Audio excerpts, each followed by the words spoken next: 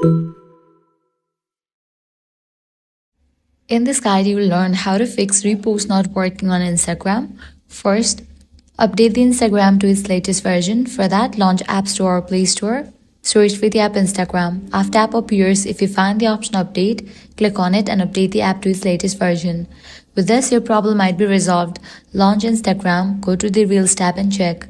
If the repost option is still missing, make sure you are following the account you are trying to repost from, as some accounts restrict reposting to followers only.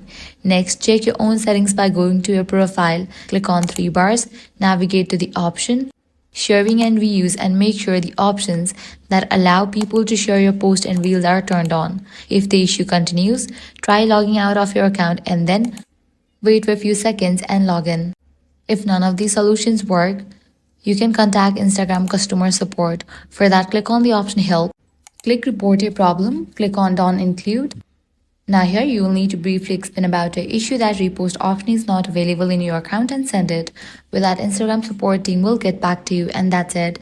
These are some fixes for repost not working on Instagram. If this guide helped you out, do not forget to like, share and subscribe. If this guide helped you out, do not forget